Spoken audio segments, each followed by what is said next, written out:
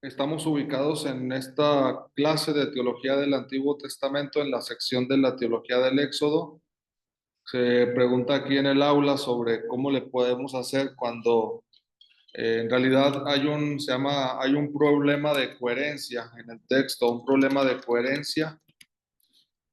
Los problemas de coherencia, es decir, cuando ya se ha dicho que todos los animales estaban muertos y luego después siguen apareciendo, eh, tienen varias opciones, digamos, por las cuales se puede enfrentar estos problemas de coherencia.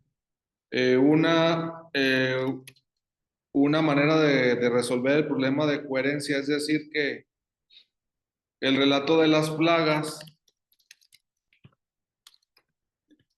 procede de diferentes fuentes y solo el último redactor o el redactor final las juntó. Al juntarlas, no quiso dar coherencia, o sea, no quiso eliminarlo, no quiso acomodarlo, ¿verdad? Sino que encontró una plaga por aquí, otra plaga por allá y simplemente las fue montando, ¿no?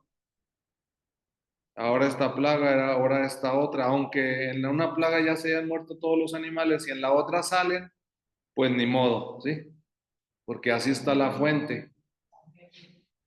El problema de coherencia es que pues, se puede resolver recurriendo a que hay diversas fuentes. ¿Cuáles son las dos fuentes más reconocidas hasta el momento que con las que se trabaja con mayor seguridad? La fuente deuteronomista y la fuente sacerdotal, ¿sí? Se han propuesto otras dos, pero son sujetas a mayor duda, a mayor investigación, que se llaman eh, la yavista, ¿sí? Fuente yavista, fuente eloísta también, pero tienen mayores problemas en las investigaciones. La mayor parte se centra en dos fuentes, que es deuteronomista y sacerdotal, como fuentes del Pentateuco se llaman. Número dos, los problemas de coherencia también pueden reflejar, a lo mejor fue una misma fuente, a lo mejor no había dos fuentes diferentes, pero el que escribe tiene una forma de escribir en la que mata a alguien y luego lo pone vivo. Él puede decidir también que está contando plagas separadas, no plagas seguidas. Entonces, cada vez que empieza una plaga, es como si tuviera todo otra vez todo igual. Sí, o sea, ¿cuál fue el primer tiempo? No le interesa tampoco. Exactamente. El que escribió puede también haber decidido que cada plaga que cuenta es como un nuevo juego donde vuelve a tener todas las piezas. Tiene animales, pasa una plaga y mata a los animales, pero dice, voy a volver a jugar y vuelve a poner a los animales. Y alguien le dice, oye, pero ya los animales ya estaban muertos. No, pero ya este es otro juego. Ya es otra plaga nueva. Y para la plaga nueva necesito tener otra vez todo. Las personas, los animales, sí. Algo así. También él es libre de escribir así, o sea, escribir a manera de episodios, pero no en secuencia continua. A manera de episodios en que cada vez que llega una plaga,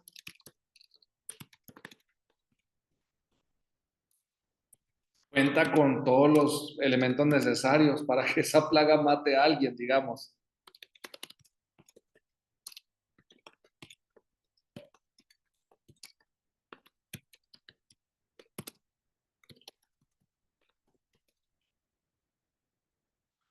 Los defensores de esta manera de escribir se llaman los que leen la Biblia de forma narrativa. No leen la Biblia buscando fuentes.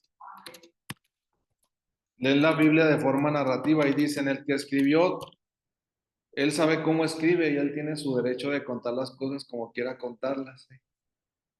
Y en este caso no necesita estar explicando que cómo le va a hacer si mata a los animales. Ujú. Es obvio que a lo mejor no sé, no es una narración que, digamos, uno diría, pues que debe de haber coherencia, pero a lo mejor la forma de narrar de él es así. Cada plaga cuenta otra vez con todos los elementos necesarios para poder efectuar esa plaga. Pero estos se llaman los que leen la Biblia de forma narrativa. Y finalmente la tercera opción, y les digo que le estoy planteando más o menos las tres líneas generales, incluso en las que se mueve la interpretación de la iglesia. La primera se llama más arqueológica, es decir, ir a las fuentes. Esto de dónde sale. Esta segunda es más aceptación del texto tal cual está. No me hago demasiadas preguntas, sino que acepto que él me está narrando así. Por ejemplo, que alguien llegue al Apocalipsis en la 2 y dice que había un dragón y una mujer, ¿no? Entonces ese le va a batallar porque en su fuente tiene que imaginarse porque nunca va a encontrar dragones, tiene que hacer un esfuerzo por aceptar la narración e imaginar a este dragón, ¿sí? Que ha surgido y es fruto de la imaginación, de la consecución de formar varios animales en uno, ¿no? O sea,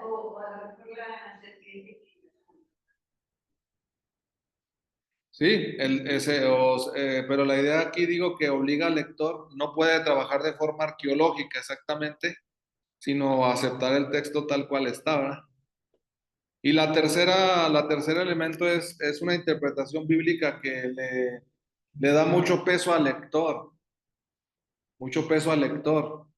Es donde, y por eso dice uno, ¿por qué tiene tantas interpretaciones la Biblia? Porque quien sigue la tercera línea le da mucho peso al lector.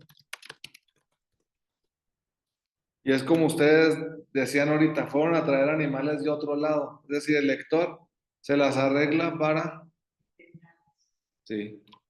Y estas son lecturas que se pueden realizar también, donde el lector juega buena parte también en la lectura de su interpretación. ¿Sí? Y la pongo en tres porque obviamente es la que la Iglesia Católica deja al final, porque la Iglesia Católica trabaja con propuestas de lectores ya oficiales. La Iglesia Católica tiene lectores oficiales, es decir, presenta al Papa, los obispos, una estructura de lectores oficiales. Pero no, cuando alguien lee la Biblia solo de forma personal, pues también es un lector.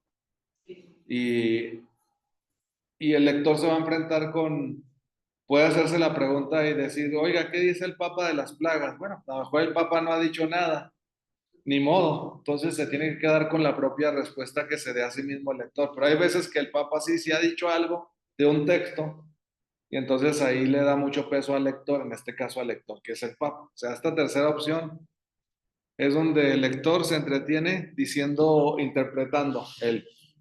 Y es buena también, se llama pues la interpretación eh, que se enfoca en eso, en leer y leer y leer. ¿Sí? Lo importante es leer. O como dices, lo que te dice aquí. Sí, esa tercera entra aquí también, todo lo que se genere en un lector, eh, lo que te diga el texto.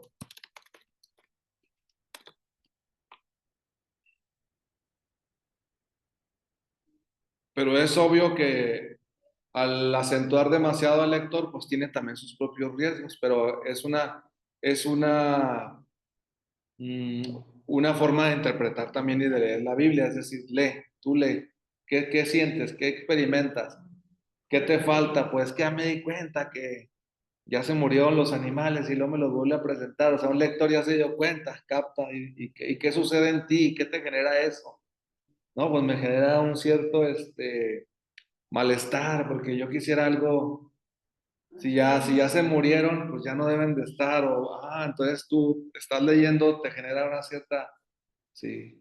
Y es lo mismo que en la tercera interpretación dice uno, pero es que ya Jesús ya creció muy rápido, me falta un periodo de tiempo, se lo saltaron. ¿Qué te genera eso de que no te lo contaron? Ah, pues me genera un cierto vacío, quisiera saber. Bueno, no, ya me reconcilio con eso, no importa, sigo avanzando, ¿no? En la vida de adulto. O sea, esta tercera es donde le da mucho peso al lector. ¿Qué está pasando en un lector, sí? Y es importante también.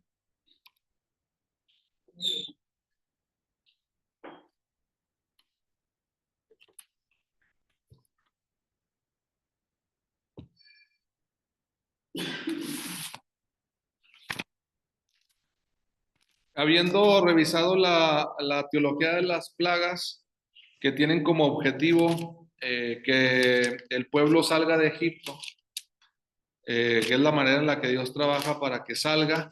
Viene la segunda parte del Éxodo. El Éxodo está dividido en dos partes. Una, la primera es salir de Egipto, que es lo que estudiamos la clase pasada, y ahora corresponde qué sucede al salir, qué teología se está presentando en la salida.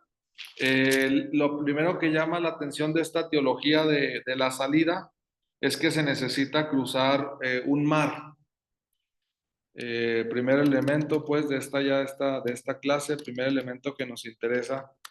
Por primera vez en la Biblia aparece como elemento fundamental y teológico cruzar el mar o cruzar agua sin mojarse o sin ahogarse, ¿sí? No lo sabíamos esto en la Biblia, ¿verdad? Desde el inicio, por primera vez enfrentamos, se llama la teología de la Pascua. Pascua significa pasar, pasar significa pasar a través del agua, específicamente es en sus inicios teológicos, algo que tiene que ver con pasar el agua sin mojarse, sin ahogarse. Entonces la teología de la Pascua representa una teología donde eh, se pasa de la esclavitud a la libertad, de la esclavitud a la libertad. Eh, no hay muerte, entonces se puede decir que se pasa de la esclavitud, que podría ser muerte, pero no para morir en el agua ahogados, sino que se pasa de la esclavitud a la vida, se sigue viviendo a la vida. Eso llama mucho la atención en el relato. Lo tenemos en el capítulo 14 del libro del Éxodo.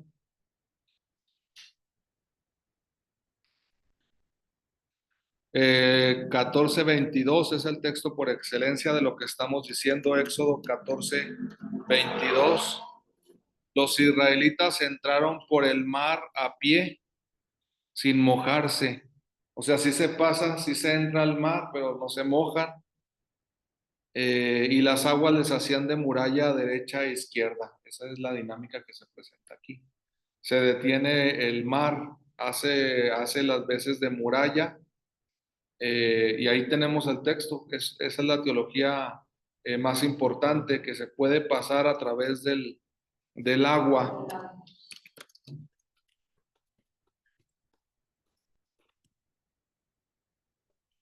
Y por eso más adelante llegará a ser esta teología de la Pascua una teología del bautismo. Pero más adelante, ¿verdad? Ya en la interpretación de los padres de la iglesia, la teología de la Pascua, de cruzar el mar, llega a ser el fundamento de la teología del bautismo. ¿Por qué? Porque se entra al agua y no se muere. Es entrar al agua en la teología, por lo tanto, del bautismo se configura lo que pasó en el Mar Rojo, entrar al agua para vivir, ¿verdad? Entrar al agua para vivir,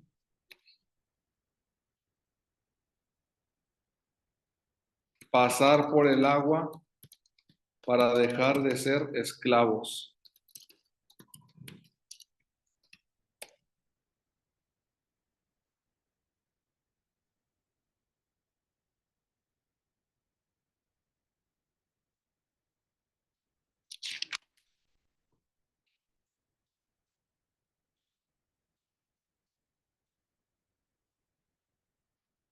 elemento que puede generar cierto problema, nada más tenerlo en cuenta. Desgraciadamente, el relato del Éxodo y la teología de la Pascua no conlleva solo la liberación del pueblo hacia la vida, sino implica la muerte de los egipcios. Entonces, desgraciadamente, el relato contiene algo que actualmente tiene mucho de crítica. Nada más hay que saberlo contemplar. El relato de la teología del Éxodo implica que los enemigos, estamos en una teología de la guerra, por lo tanto en la teología de la guerra, si los egipcios quieren perseguir a los israelitas, los egipcios necesitan morir, es decir, el enemigo, Egipto se busca su muerte por perseguir a los israelitas, ¿sí? Entonces, persecución de los egipcios y muerte de los egipcios. Pero lo digo así un poco por dar la explicación, porque pues muchas personas dicen que no había necesidad, ¿verdad? de, pues, porque se preguntan en realidad qué Dios debe de salvar a todos. En este caso hay un problema de universalidad de la salvación, porque estamos en un relato donde, según la teología de la guerra, el tirano debe morir. El libro del Éxodo es una narración sobre el tirano, que son el faraón, ¿verdad?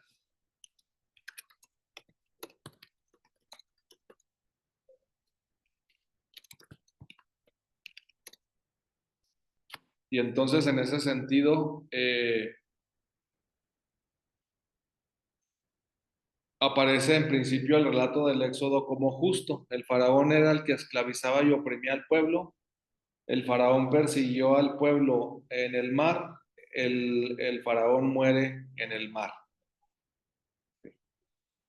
La enseñanza teológica no está tanto no solamente pues en decir que Dios es injusto por matar a unos y salvar a otros, o es parcial. No solo esa perspectiva se puede dar, sino también la de el faraón está en desventaja con respecto a Dios porque es el que estaba obrando mal. Aquí la lectura es de que si obras mal, estás camino a la muerte, y la sentencia de la muerte en el mar no es más que la expresión de lo que habías hecho durante la vida. Pero no es tan sencillo explicarlo a todos, pero el enemigo, el tirano, no, en ocasiones no es posible que se reconcilie, ¿no? Que el faraón hubiera llegado a ser amigo de Israel, no, siempre fue su enemigo, y por lo tanto también muere en el... Guarden este detalle porque buena parte de la Biblia se basa en esta teología.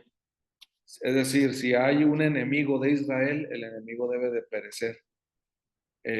Y estamos en plena interpretación de este tipo porque hasta actualmente hay guerra, y buena parte de la justificación de la guerra es que si eres enemigo de Israel, ¿no? Lo que conlleva eso es que debes morir. Y hay algunos textos bíblicos que trabajan esa dinámica. Entonces, nada más para estar también al tanto, que en ocasiones no es posible, y digo porque no podemos hacernos ajenos a las situaciones bíblicas, porque formamos parte del mismo Antiguo Testamento, los cristianos y ellos, ¿verdad? Por más que uno quiera desvincularse del pueblo de Israel, no se puede hacer. El cristiano está vinculado por el Antiguo Testamento. Entonces hay que entenderlo, y claro, no es obligatorio aceptarlo, pero de que sí es verdad, sí es verdad. Es decir, compartimos con ellos las interpretaciones del Antiguo Testamento. Otra cosa es que las apliquemos, pero en principio ahí están, a eso me refiero. Lo presentará el libro de Josué, el libro de Jueces. Es decir, si no eres amigo de Israel, entonces lo que toca es la muerte. Es una dinámica que está presente dentro de la Biblia, entonces también para saberla enfrentar, y la revisaremos cuando lleguemos a esos libros, ¿sí? Eh, Cuando ya salen de Egipto, segundo elemento, ahora viene se llama la teología de la libertad. Es obvio, eran esclavos y Israel al salir de Egipto tiene que aprender a ser libre.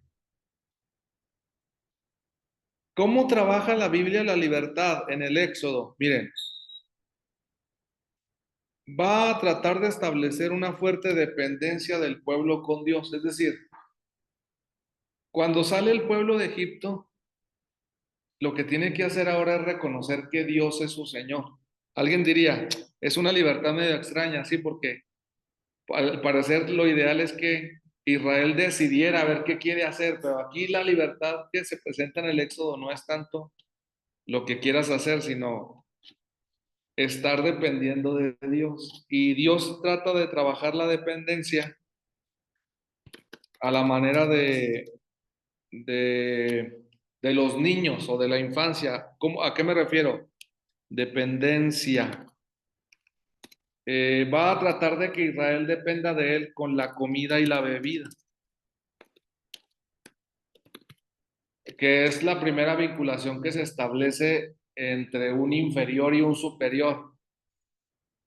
El superior debe dar de comer al inferior, ¿sí? Ese es el principal vínculo de libertad. Es decir, tiene que convencer a Israel que es libre porque vive. Si se le da de comer y de beber,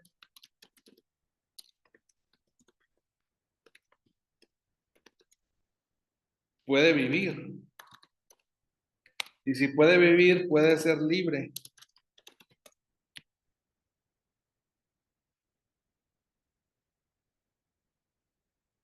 Porque ha llamado mucho la atención de que el desierto, al salir Israel por el desierto, muchas cosas como que no concuerdan de lo que podría pasar en el desierto, pero Dios elige precisamente la falta de alimento para que el pueblo reconozca que Él le da de comer y reconozca entonces que su superior es Dios y ya no el faraón. No es fácil, no es fácil, no es fácil.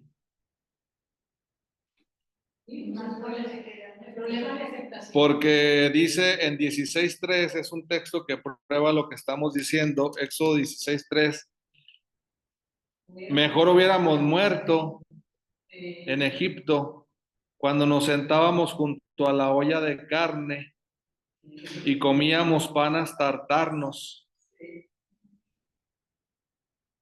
Entonces, a través de la comida es donde está el problema, a través de la comida. A través de la comida tiene Dios que convencer a su pueblo, Dios tiene que convencer a su pueblo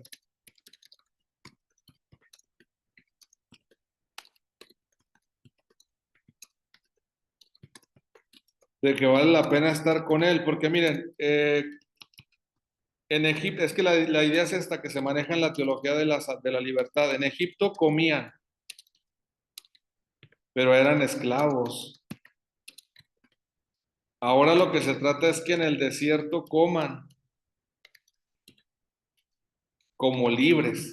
Esa es la cuestión.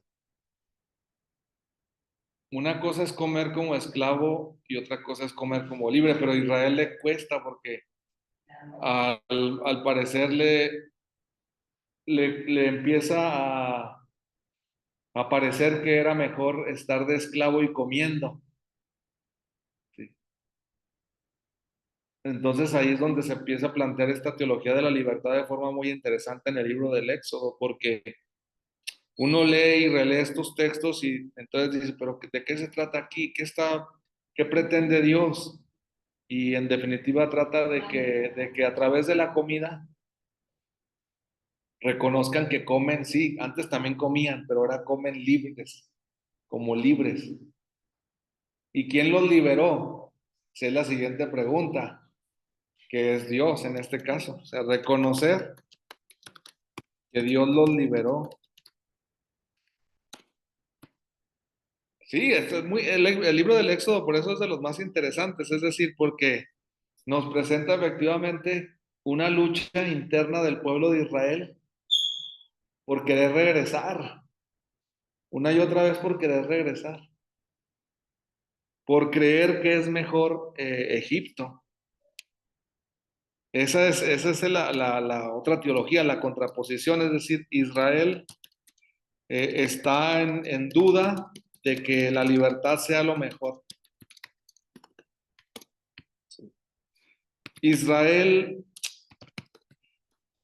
no ve, hasta el momento, no ve en el desierto que ser libres sea mejor. Esa es la cuestión. Sí, le entra la duda, ¿verdad?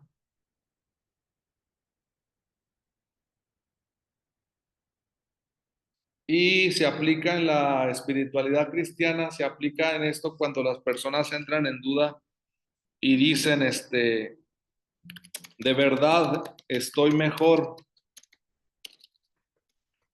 estando con Dios. Esa es la pregunta fundamental, que es la pregunta fundamental de la teología del Éxodo, ¿no?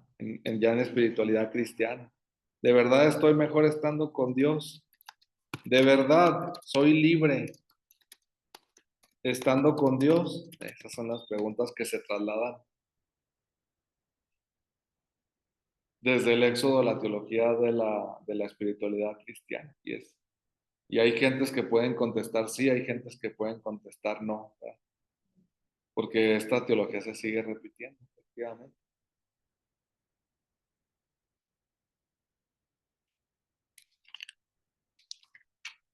Luego, en la teología de la comida, eh, se llama tercer elemento en esta teología de la libertad a través de la comida. El pan, aparece la expresión pan del cielo. Entonces, pues es muy importante porque nace por primera vez esta expresión en 16:4. Dice ahí la expresión pan del cielo,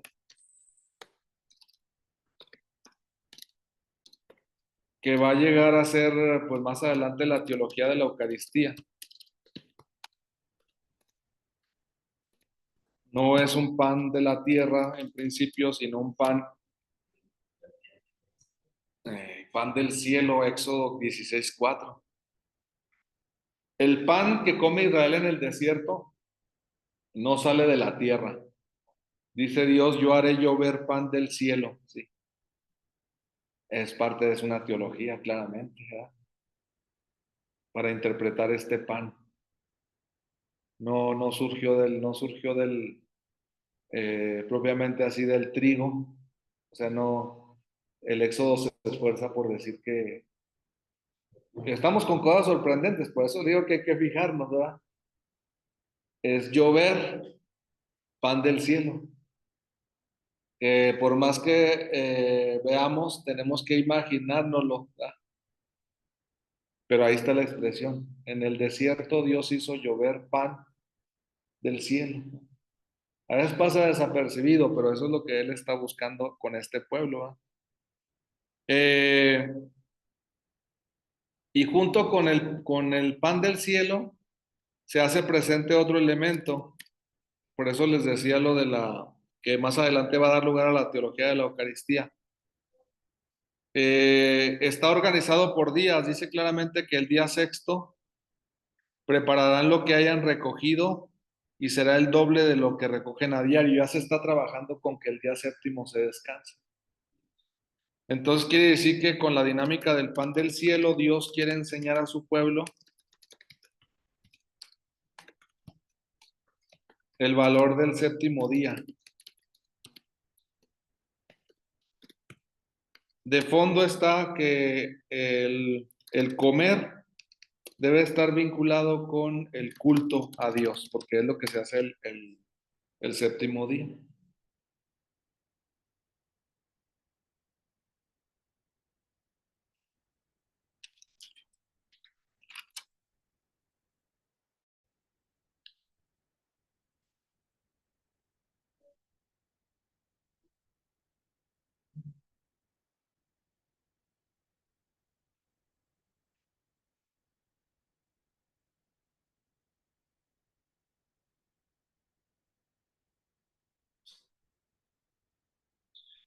Se explica, por lo tanto, esto en 16:21 de esta manera. Éxodo 16:21 dice: recogían cada mañana cada uno lo que iba a comer. Ahí están los israelitas recogiendo su pan, cada uno lo que iba a comer.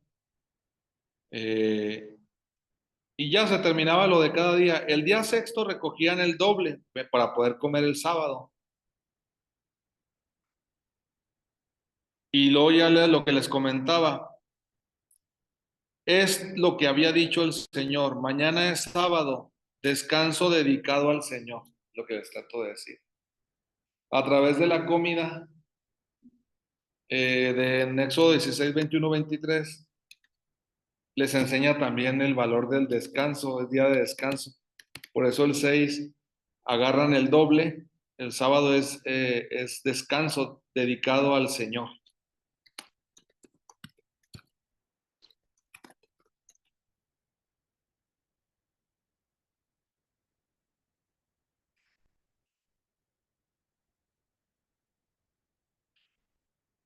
Y esta es la única ocasión en que lo guardado sí duró. Dice que lo que guardaron no le salieron gusanos ni se echó a perder. Cuando guardaban algo en el lunes, en el martes, en el miércoles, se echaba a perder. Cuando guardan algo que es del sábado, ese no se echa a perder. La comida para el sábado no se echa a perder.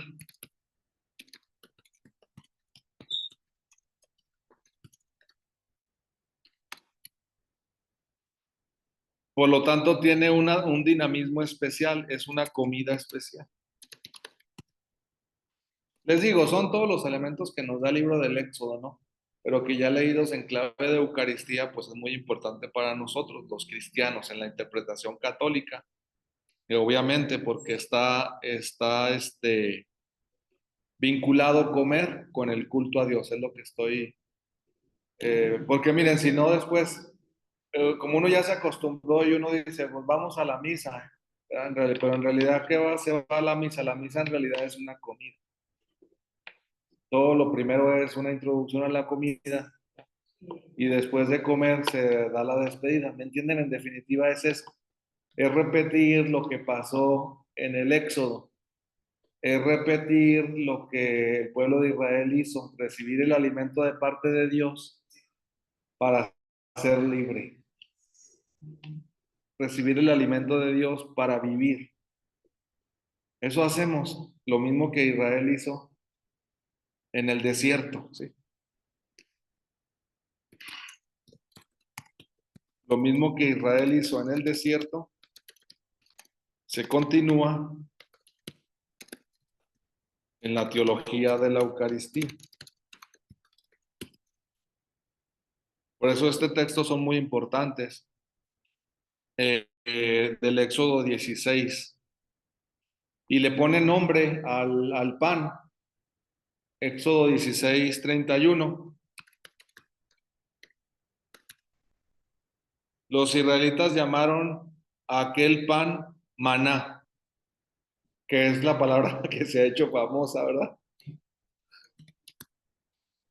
La gente que está involucrada en religión o en cultura religiosa, pues es de las palabras más que ha permeado la vida, la cultura, ¿no?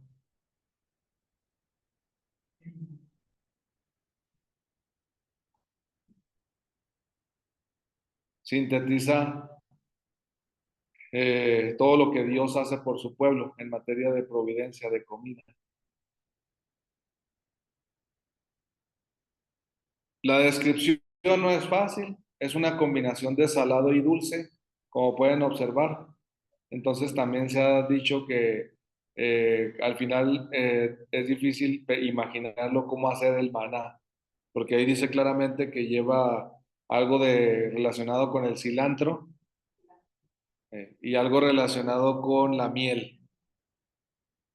Entonces nada más, ya insisto, lo que si alguien quisiera hacer es realmente difícil. ¿Qué hacer con el maná? Porque tendría que lograr que tuviera en sí algo de cilantro y tuviera en sí también algo de miel. Y lograr, o sea, el polvo que cayó. Se elige en este caso el color blanco, entonces tenemos elementos que es difícil plantear realmente este pan, ¿sí me entienden? Sí. Lo cual quiere decir que estamos enfrentando un texto muy teológico, donde se elige el blanco, que es un color por excelencia relacionado con Dios. Se introduce lo de que les digo, porque se trata de buscar algún significado a esto, por decir del cilantro, pero sintetiza buena parte, les digo, del lado salado, o sea, del lado no dulce, ¿sí?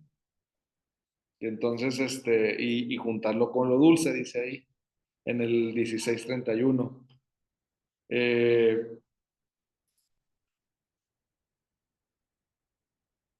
Dice, ahora lo que les digo, está lleno el relato de teología. Éxodo 16:35.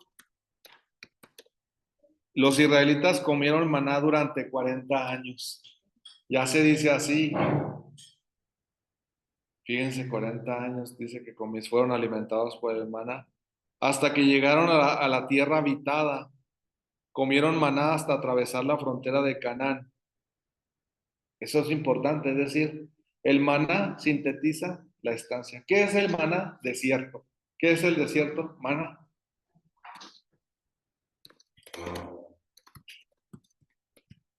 Quiere decir que Dios alimentó a su pueblo durante todo el tiempo del desierto. No les faltó nada.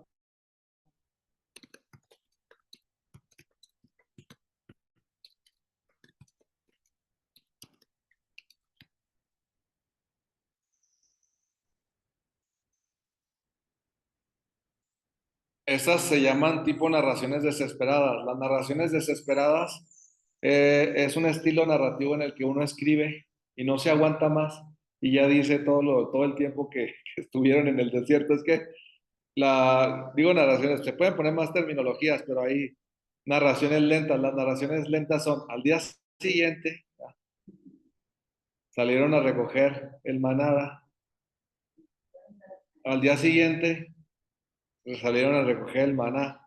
Se ve una narración lenta de lo que pasó cada día, 365 días, y lo dije. Dice, pasaron ya un año en el desierto, al día siguiente, y entonces aquí ya una narración acelerada, dice, esto comieron durante 40 años. Ya, exactamente, para terminar y no estar narrando.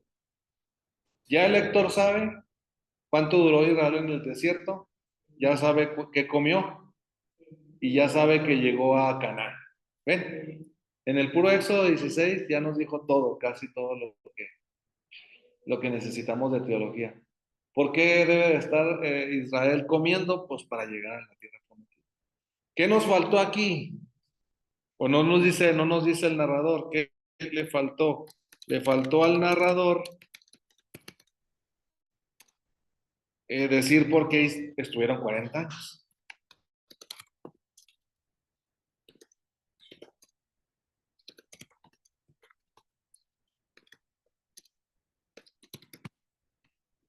Le faltó al narrador decir por qué estuvieron 40 años. No se metió en eso. No lo dejó en suspense. El lector leyendo pueda encontrar los motivos. Pero eso hay que esperarlo más adelante, ¿eh? Hasta el libro de los números. Si se va entendiendo, ahora sigue, es que el libro del Éxodo sí nos entretiene mucho, pero es muy importante. Algunas cosas, muchas de las cosas se sacan de aquí.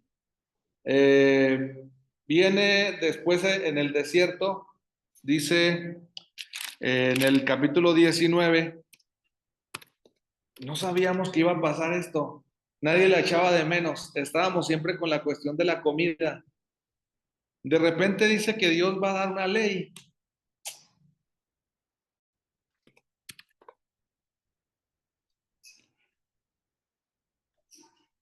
Empieza a dar una ley. Llegan al Sinaí en el Éxodo 19 y a partir del 20 empiezan puros mandamientos. Empiezan puros mandamientos, entonces ya dice uno, ah, caray, Dios no solo da de comer, Dios también da leyes, porque no lo sabíamos. Tenemos una novedad. Y entonces uno añade más elementos a la teología de la libertad. Ser libre, otra vez ser libre no es hacer lo que tú quieres otra vez. Es cumplir la ley.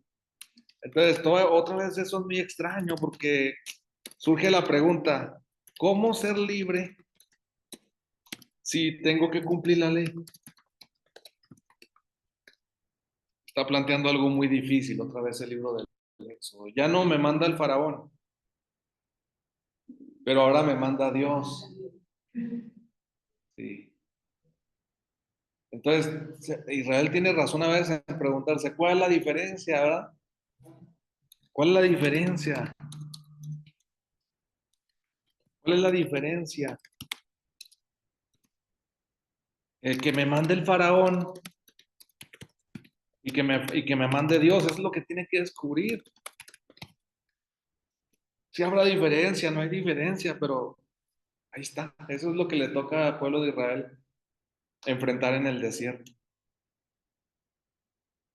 Dios tiene la respuesta, Dios está convencido y Dios dice, para que seas libre tienes que obedecer la ley. O sea, Dios lo tiene claro. El problema es Israel si lo tiene claro o no. Pero Dios dice, yo no te puedo tener como libre sin decirte lo que tienes que hacer, pues si no, no daría la ley. O sea, Dios reconoce que es el camino para que Israel sea verdaderamente libre. Dios da la ley para que su pueblo sea libre.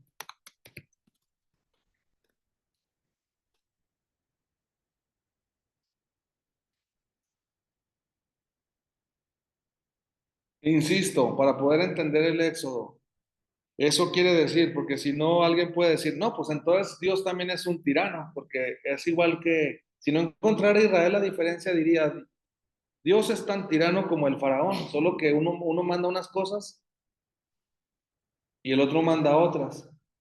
Como si un niño dijera, esta persona es una tirana porque me manda esto.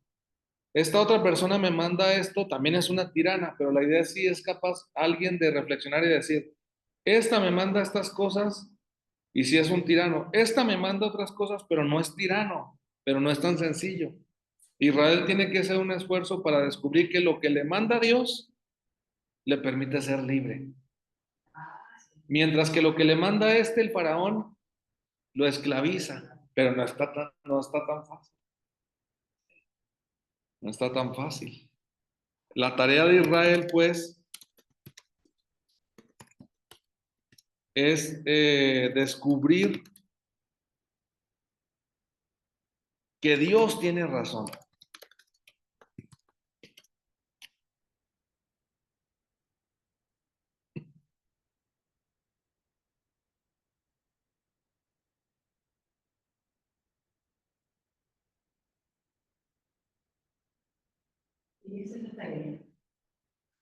Porque los dos mandan. Ahora tiene que darse cuenta que efectivamente con lo que manda Dios es libre. No es nada sencillo, pero tiene que lograrlo. Ese es el camino. Ahora, miren, ese no es un tema fácil. Entiéndanme así ahora, por favor, nada más porque no podemos trabajar todo.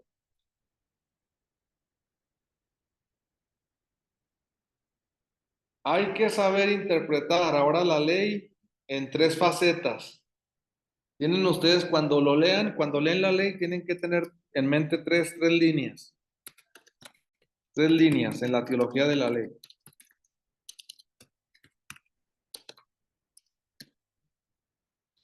Leyes mmm, que se liberan, a ver si me entienden, leyes que se liberan como del tiempo y el espacio, como leyes que no tuvieran caducidad. Por ejemplo, dice, no robarás, ¿sí? No robarás. Parece ser que esa ley independientemente del tiempo y del espacio, funciona, ¿no? No robarás. Como que hay como leyes que se liberan del tiempo y el espacio. O sea, que si alguien dijera, disculpe, en algún momento se podrá robar, la respuesta es probablemente no. No se debe robar, no se debe robar desde siempre y no se robará, no robarás hasta al fin. Parece ser que hay leyes que uno no, o sea, que no, que si alguien la pregunta, porque alguien puede preguntar, disculpe, ¿cuándo se puede robar?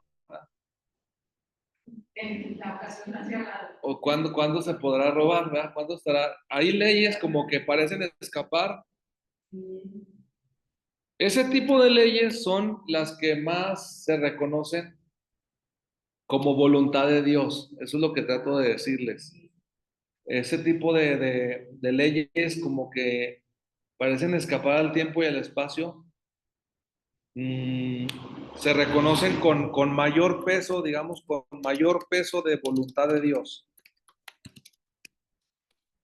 Algo así, a ver si ahorita con otros ejemplos nos vamos entendiendo más, porque es importante la teología de la ley. Luego hay leyes eh, que intentan como legislar una cosa que sí está más vinculada a un espacio y un tiempo. Le intentan legislar cosas que sí están más vinculadas a un espacio y un tiempo.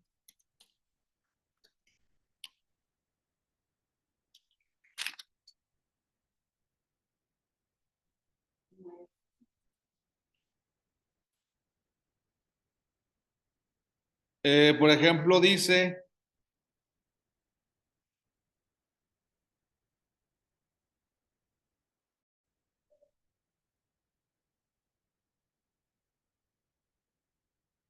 en el 22.4,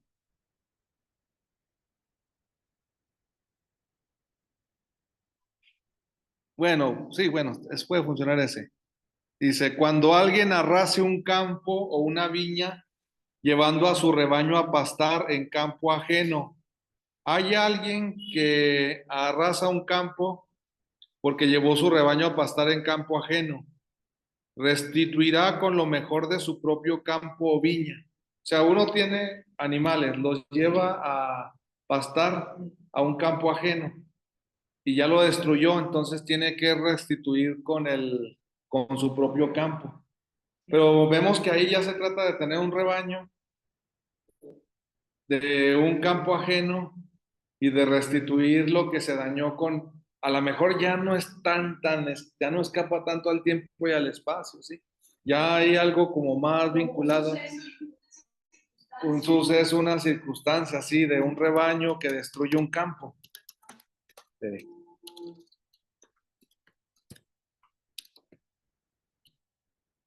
Que destruye un campo. ¿Verdad? Aquí se dice hay menor peso de la voluntad de Dios, menor peso de la voluntad de Dios. Entonces, a lo mejor podría haber alguna ocasión en que si alguien lleva al rebaño a pastar a un campo ajeno, no pase nada. O si alguien no tiene rebaño, pues no está obligado con esta ley, ¿no? Es una ley para los que tienen animales. ¿Ven cómo pierde? Que no se aplica a todos. Algo pierde, pues hay un menor peso de la voluntad de Dios. Hay un menor peso de la voluntad de Dios.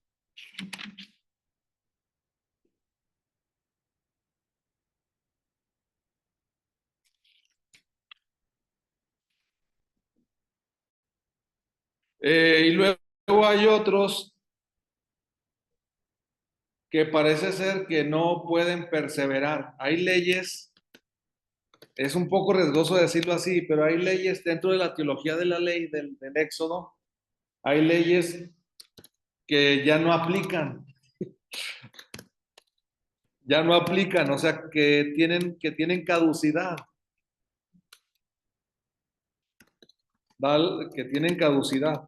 Ahorita lo más difícil es decir quién las caducó, eso es lo más difícil, pero se nota que hay leyes que sí pueden tener caducidad. Hay que aclarar quién caduca una ley o quién, pero dice aquí en Éxodo 22:15, que es de los ejemplos que siempre se toman más en cuenta.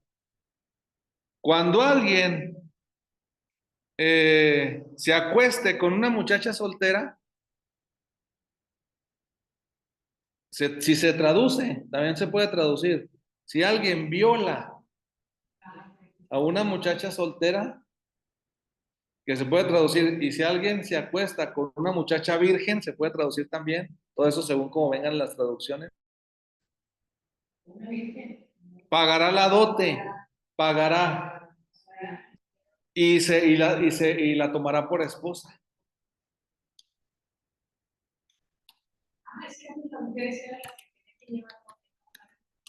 Pero aquí no. Aquí paga el que se acostó o el que violó. El problema es este. Entonces es una ley donde al parecer la muchacha eh, no tiene libertad.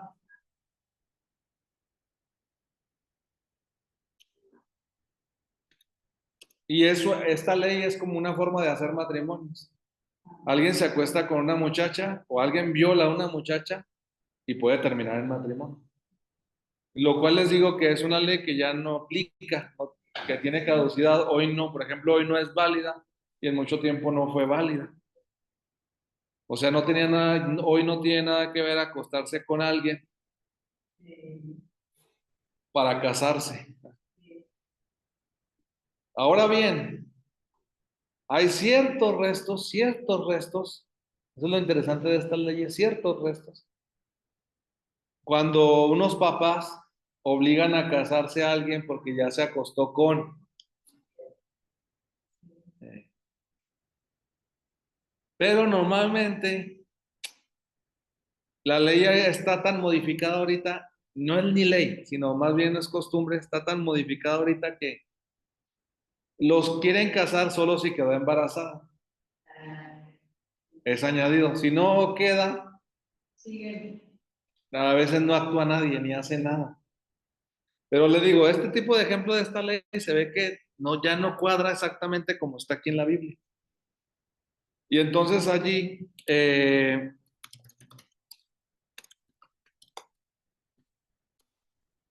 dote, matrimonio, es menos, muchísimo menos que ya tiene voluntad de Dios. O sea, prácticamente casi muy poquito. No se puede usar esta ley,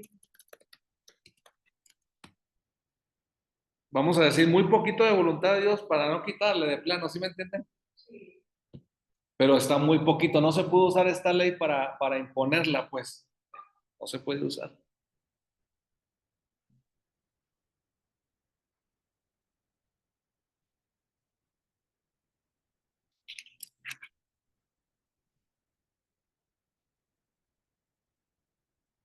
No sé si me da a entender. Entonces, no porque algo está en la Biblia, no porque una ley esté en la Biblia, en el caso específico del Éxodo, vale. Hay leyes con un gran peso de voluntad de Dios, hay leyes con un peso menor y hay leyes con muy poquito. Por lo tanto, no se van a poder usar. Eso es la teología de la ley, para imponer algo, ¿sí? ¿Sí, más o menos se entiende? ¿Queda claro? Se puede ir explicando más cosas, pero creo que si han entendido, es lo de la idea esta. En el caso de la teología de la ley que tratamos ahorita en el Éxodo. Luego se retoma el tema en Levítico, que hay más leyes, y en Deuteronomio, ¿sí? Habría que analizar los tipos de leyes en Levítico y Deuteronomio, ¿sí? Y acomodarlas otra vez, les digo, en estas tres partes, ¿no? De de una ley con mucho peso de voluntad de Dios, con menos y con muy poquito. Ok.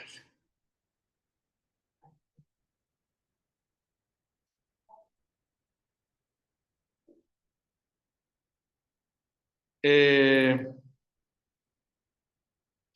la siguiente teología que se presenta, está muy rico el libro del Éxodo. La teología que se presenta es la construcción de un santuario, la teología del santuario. Por primera vez en la Biblia, Dios manda construir, ¿verdad?, una especie de santuario. 25:8, Éxodo 25:8 dice claramente: construyanme un santuario, construye un santuario.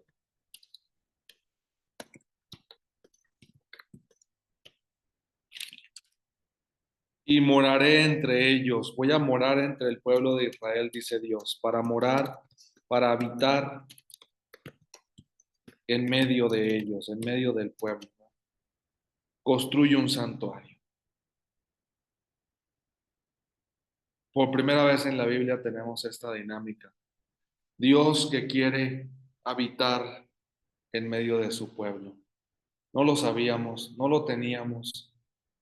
Es una novedad. Es un texto muy importante porque justifica lo que hasta el día de hoy hacemos: construir un santuario, construir un templo. Todos los días en alguna parte del mundo se está construyendo un templo. ¿Cuál es la razón? La teología del Éxodo, que Dios ha querido habitar en medio de su pueblo. Para muchos no hay obra más grande. Hay gente que ha puesto toda su vida en eso. Ha habido templos que han durado años, generaciones para construirse. Hay templos que sí se han empezado y se han terminado. Es una de las aventuras más impresionantes que puede haber, la construcción de un templo. Ver un templo iniciar y ver un templo terminar. Lo plantea aquí el libro del Éxodo, ¿verdad?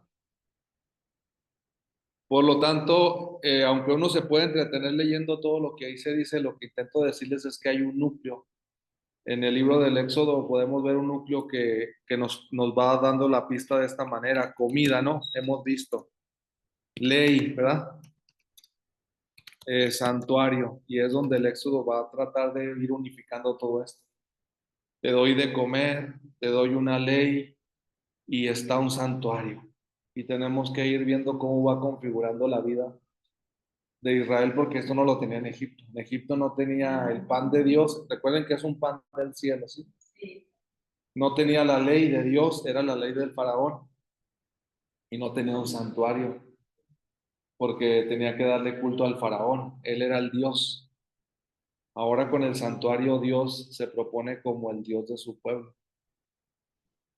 Por lo tanto, la función del santuario es indicarle al israelita que Dios habita en medio de ellos y que es libre estando Dios en medio de ellos. Surge otra vez la pregunta.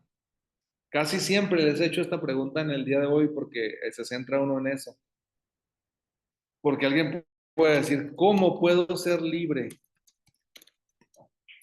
si tú estás conmigo? Eres libre cuando te dejan solo. Vete, ya vete, ¿sí? Quiero ser libre, ¿sí me entienden todo eso? O sea, es muy difícil entender la libertad si hay alguien.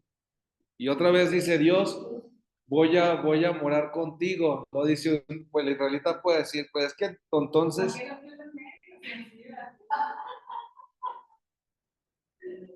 ¿cómo entender la libertad mientras esté presente alguien? ¿Verdad?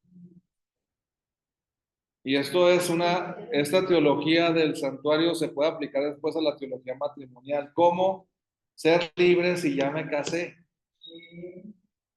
¿El matrimonio es la pérdida de libertad o es un camino de libertad? Son todas las preguntas que se hacen.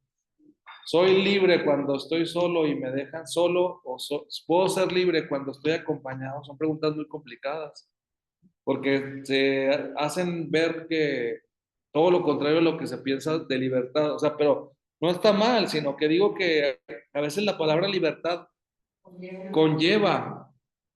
Pero entonces el reto bíblico o el reto del Éxodo es decirte, mira, la libertad auténtica es que donde hay que ponerle adjetivos. Mira, la libertad verdadera, lo que sea, pero es cuando comes lo que Dios te da, cuando cumples lo que Dios te manda y cuando vives junto con Dios. Cuando le das a Dios el espacio, algo así, intenta convencer a Israel. No está fácil, ¿por qué no está fácil? Porque terminarán construyendo un becerro de oro, Sí, que es la parte siguiente del Éxodo, es decir, no está fácil. no.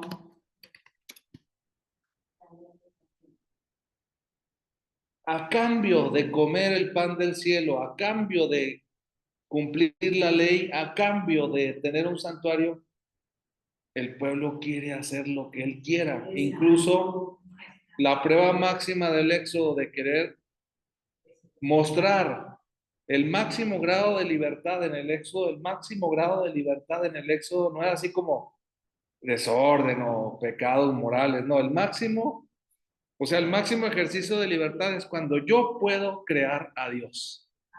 Ese es el máximo grado de libertad. Yo hago a Dios. Exactamente, eso es el siguiente nivel. Israel era esclavo, pasa a ser libre, pero quiere ser totalmente libre al grado de construir a Dios. Es decir, en lugar de que Dios me mande, yo quiero mandarle a Dios. Y esa es la cuestión aquí en el Éxodo, que le cuesta mucho al pueblo. Israel quiere ser libre, sí, pero quiere ser libre a tal grado de crear a Dios, de crear un Dios. Pero eso es lo interesante de la teología del Éxodo, es que es muy potente Israel, o sea, la teología de la libertad. ¿Dónde el pueblo se cree con el mayor grado de libertad? Cuando hace a Dios, cuando construir a Dios. Que diga alguien, no, yo no tengo problema con Dios, yo lo hice, yo lo hago.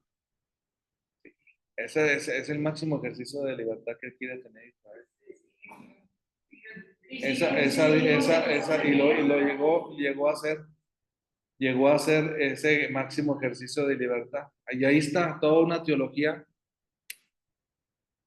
de las más interesantes cada vez que uno repasa el Éxodo, cómo Israel, teniendo el pan, teniendo la ley, teniendo el santuario, termina, no obstante, construyendo su Dios. Es una dinámica muy, muy, muy interesante, es la que nos presenta el libro del Éxodo. Esto se narra en el capítulo 32 del Éxodo, donde parece que todo está perdido, ¿verdad? Éxodo 32.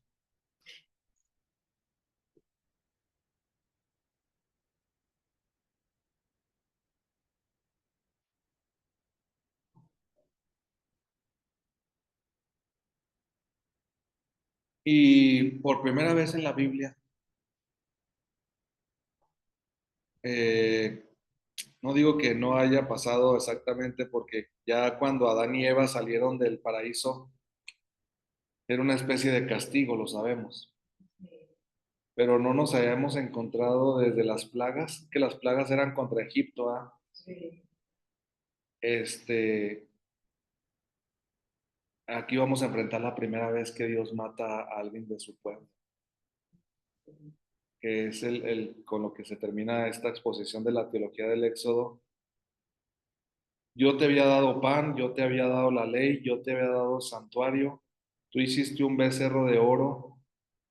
Se interpreta en el Éxodo que has desobedecido, ¿no? Has desobedecido al que era el rey o el señor o el dueño, ¿no? Que es Dios, y por lo tanto mereces un castigo. pero no lo teníamos. Hasta ahorita nadie había muerto de los de Israel, nadie. Por primera vez en la teología del Éxodo nos encontramos con que si no cumples la ley,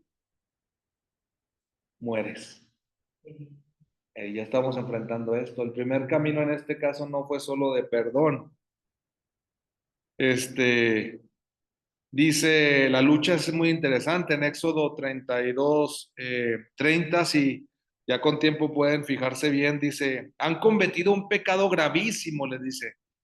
Voy a ver al Señor a ver si puedo conseguir que los perdone, dice Moisés. O sea, si se hace el intento. Han cometido un pecado gravísimo. Voy a ver si Dios los perdona.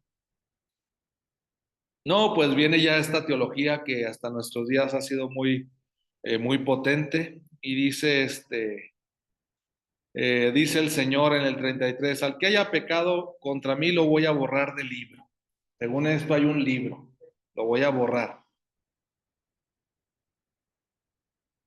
Y versículo 35, el Señor castigó al pueblo por venerar el becerro que había hecho Aarón.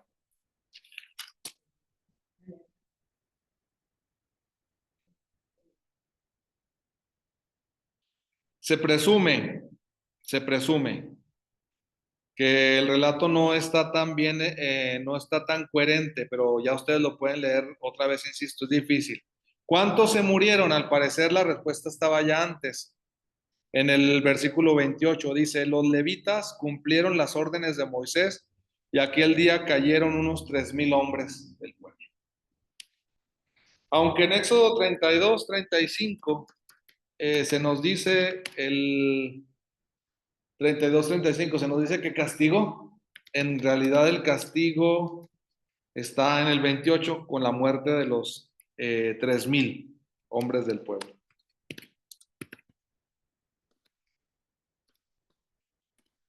Nada más lo que le estoy tratando de decir, porque el lector no está acostumbrado a esto. Por primera vez mueren hombres del pueblo de Israel.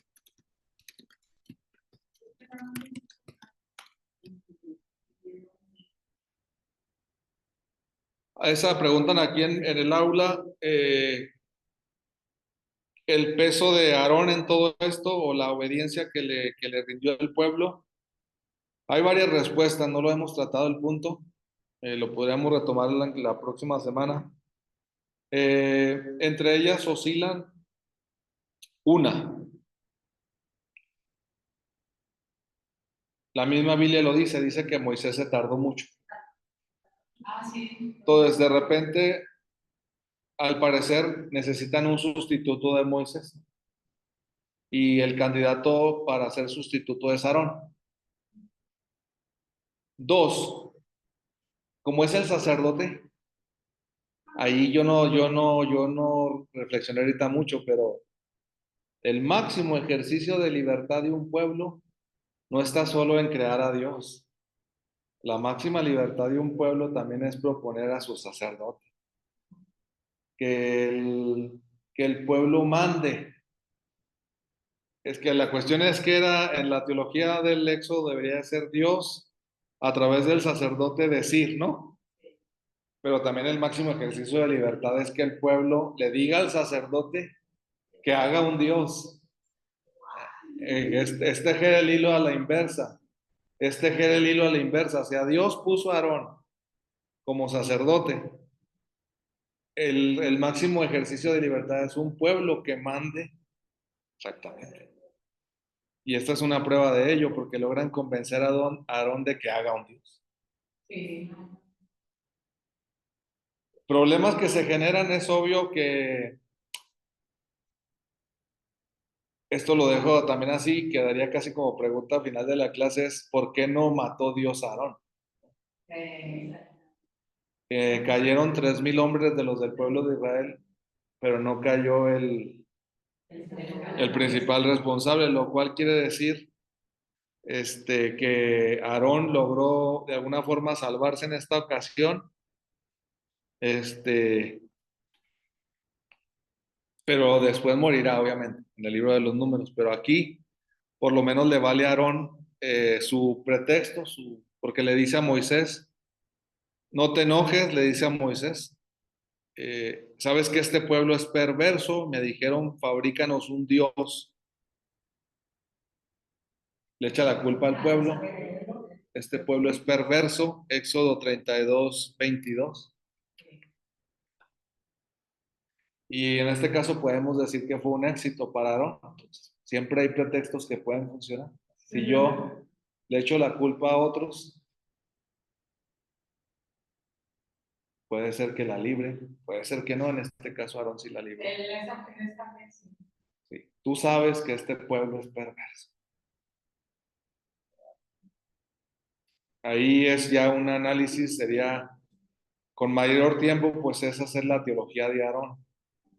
Se puede también, hay poco estudio quizá, pero de que es el colaborador principal en el Becerro de Oro, sí, que libró su vida, sí, pero no la librará por mucho tiempo porque tampoco entrará en la tierra prometida.